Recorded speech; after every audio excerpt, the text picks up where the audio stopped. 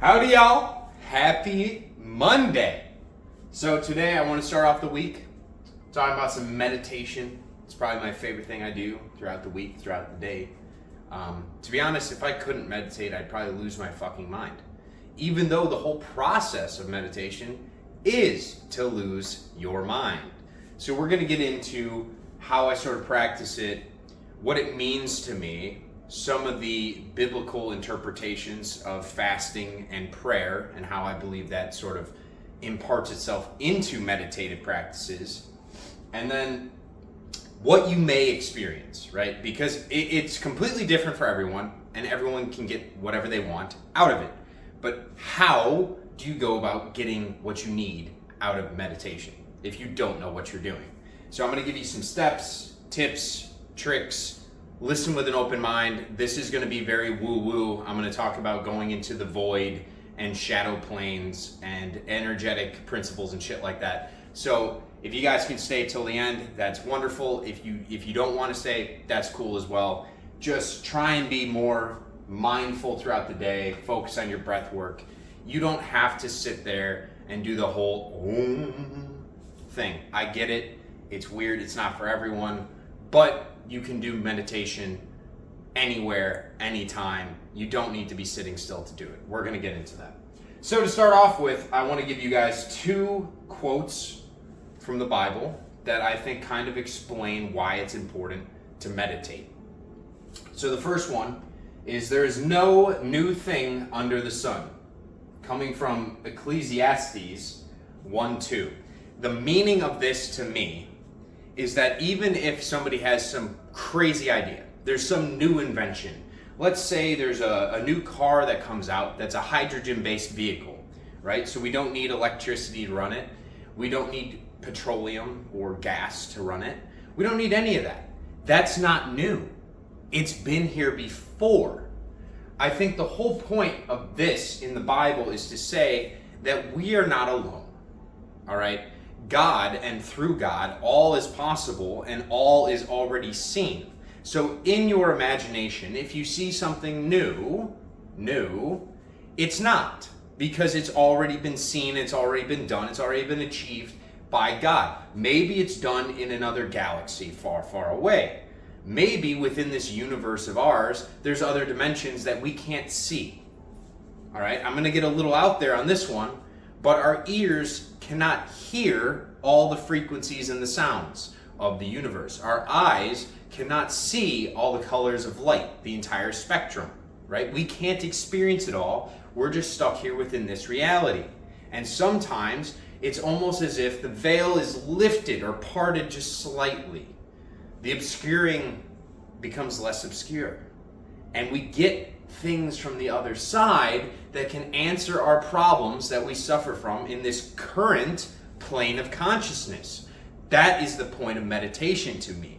You rise above your current state of consciousness to basically solve the problems of it.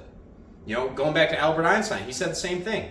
You know, if you create a problem using one type of consciousness, you're not going to find the solution in the same level of consciousness. If anger created a problem, you're not going to solve it with anger. You're going to solve it through understanding. That's a higher state of existence.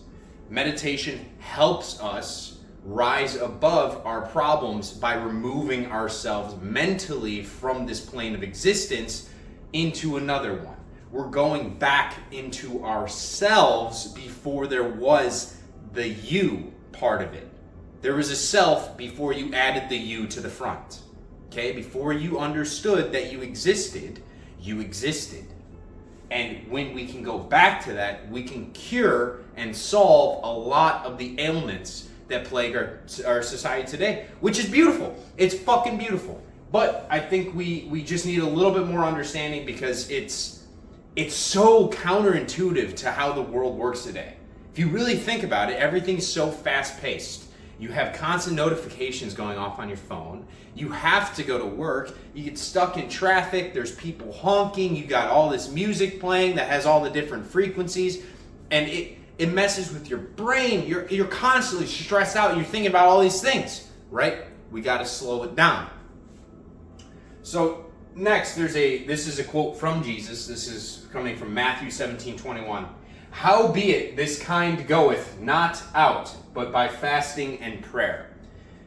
In this little excerpt, he was talking to his disciples and how to get rid of the demons in your life. How to get rid of the addictions. The bad things that you may be experiencing in your reality, Jesus' answer was prayer and fasting.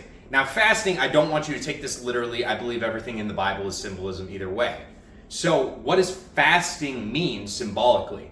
Well, it's abstinence. It's saying, whoa, that's not serving me, so I'm going to abstain from it, and then through prayer, which is, I'm going to get into in the meditative state, if you go into this state and you remove yourself from this reality and you start asking yourself questions, let's say you suffer with an addiction. Let's say you're a very angry drunk, right? I was an angry drunk back in the day.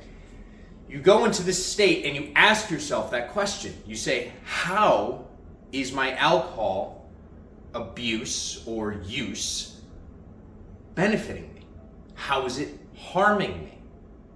Can I have alcohol in my life and still be a productive member of society? You can start asking yourself these questions, and as you are removed from that substance, as it is outside of you now, you can look at it from a higher state of being to get the answers you need to that question. Okay?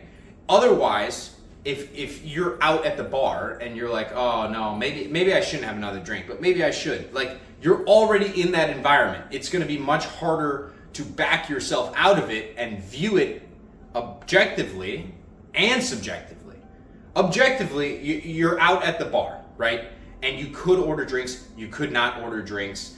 It is what it is. That's how the world works. Subjectively, to yourself, what is the impact of that drink on you? What is the impact on you? It's harder to do that when you are already in the situation.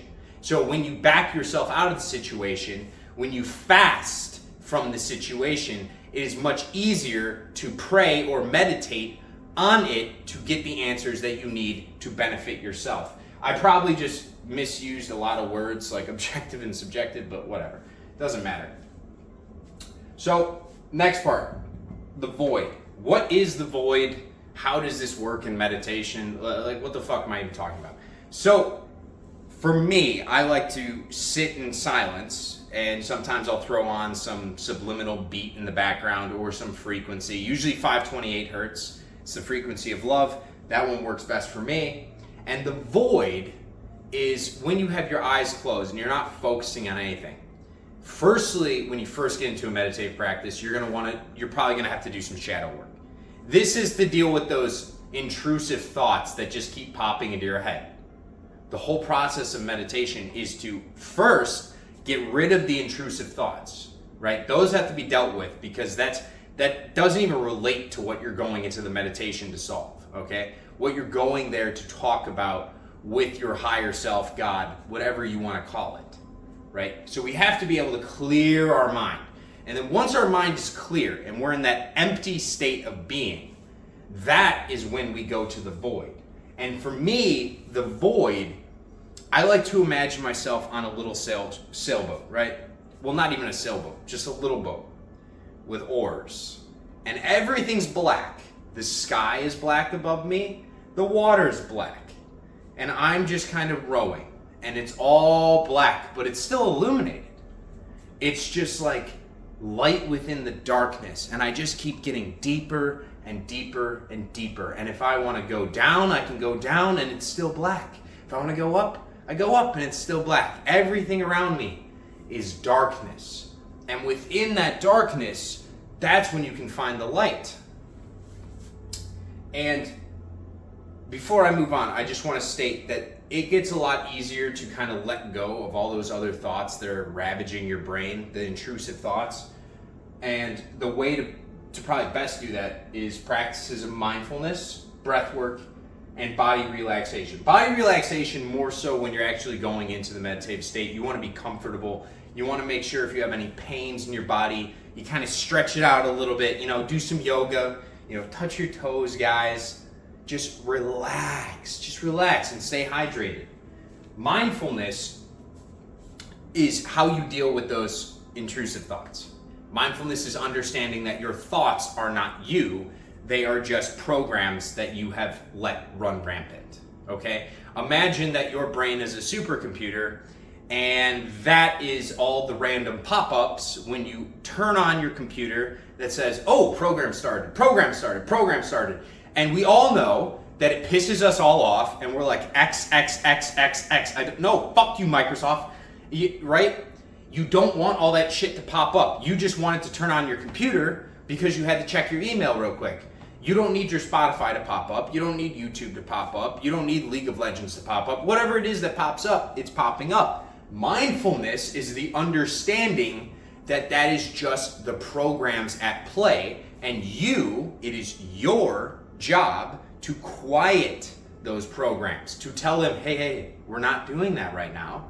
You can go over here.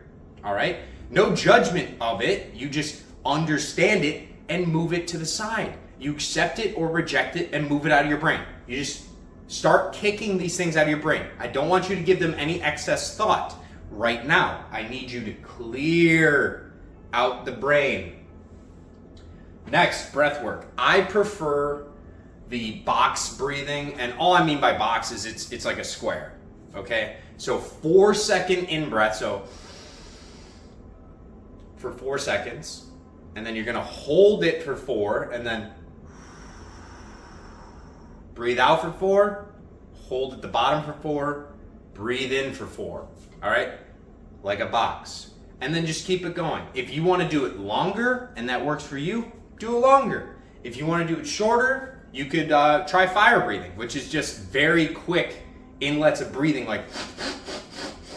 like through the nose. It's just rapid fire breathing. However, that's probably more advanced, and that's getting into like Kundalini energy and all that type of shit. But breath work, box breathing definitely works the best for me. It slows me down. I feel it lowering my heart rate, blood pressure, all that good stuff. It helps my brain just relax. Okay, guys? So try it out. And then also, sort of in the same vein as mindfulness, what I really love to do is you have to disconnect. You have to disconnect from this material reality that we are currently living in. And the 3 best ways of doing that are what I call the boon of nature, which is, that's God in reality, is nature. Because we as human beings, we are separate from reality. We are ourselves, so we are one entity, and then there's a reality. Reality is on a whole different script than what we are doing. So we are separate.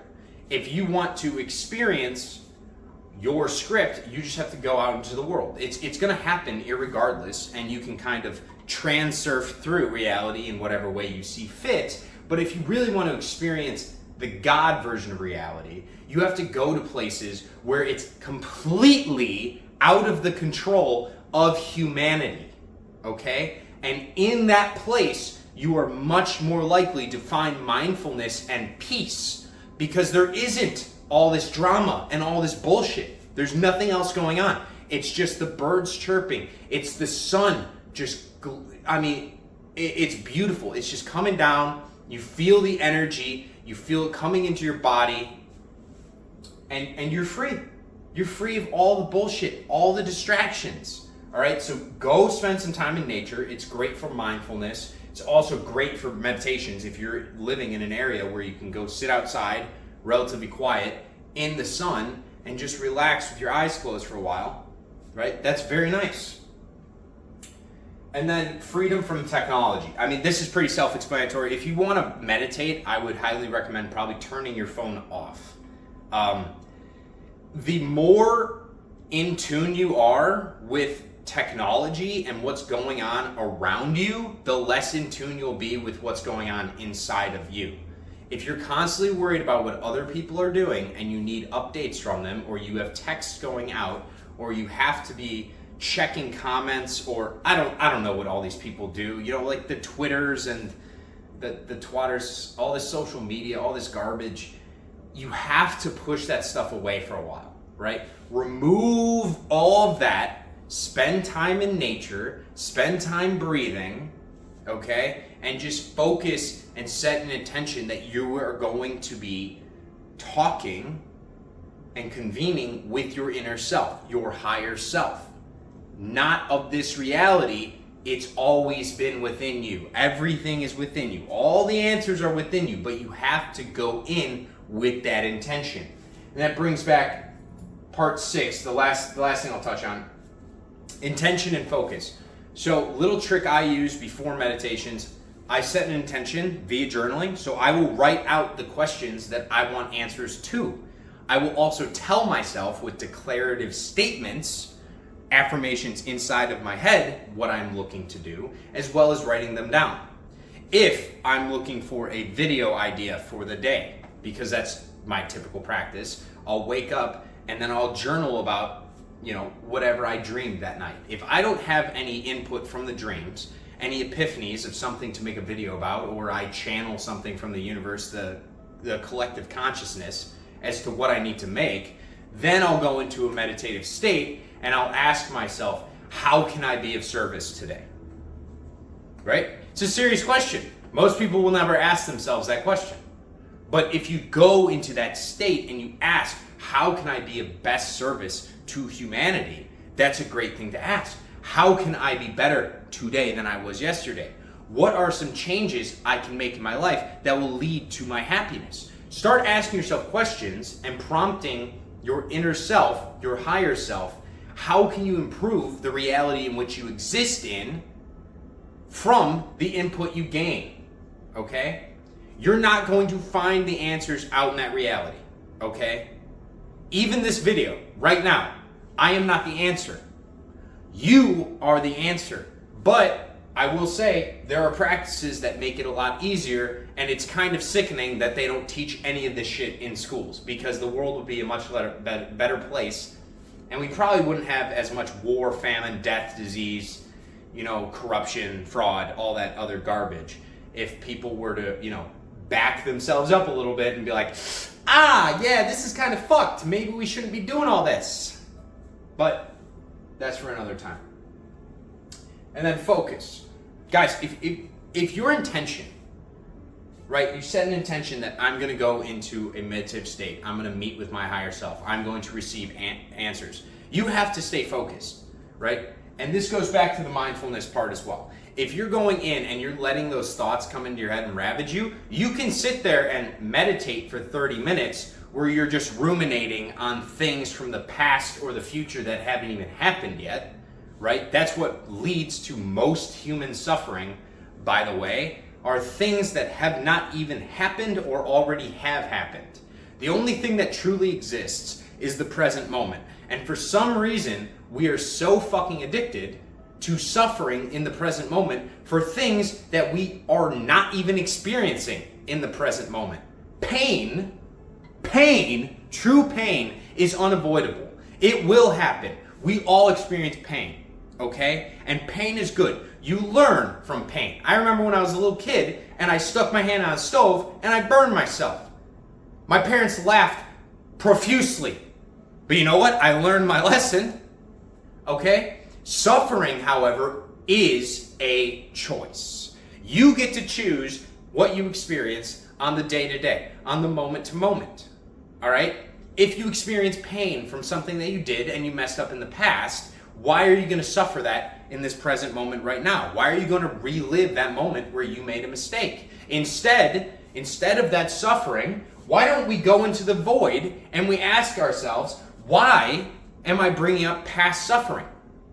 Why am I bringing up old events that have happened when I could learn from them? Why don't we ask ourselves to learn from our mistakes to avoid future suffering instead of focusing all of our energy on the suffering? If that makes sense. Okay, guys, so let me know if this is helpful at all. If you guys need more videos on meditation or shadow work, whatever it is, I'm happy to make videos on anything. I'm probably going to kick it up to maybe 2 videos a day at some point. But yeah, just let me know. This topic, I love meditation. It's just very hard to make a video about it because, like, how do you explain something where your eyes are closed and you're having an internal dialogue in your head? Because everyone's different. All right? So please, please, please try some of the mindfulness, the breathwork techniques, and just avoid those nasty, intrusive thoughts and kick them out of your head and set an intention. All right? You guys can do this. Everyone has the power to do it, and it is incredibly beneficial to your future to be able to tap into your higher self. If you are suffering right now, make the conscious choice that you are done with the suffering. And now it is the season for growth. Take that suffering, take that pain, and transmute it into understanding and personal self-development. You guys got this. I believe in you. It's going to be a hot fucking summer. Let's enjoy ourselves, all right? Love you guys. Have a good one.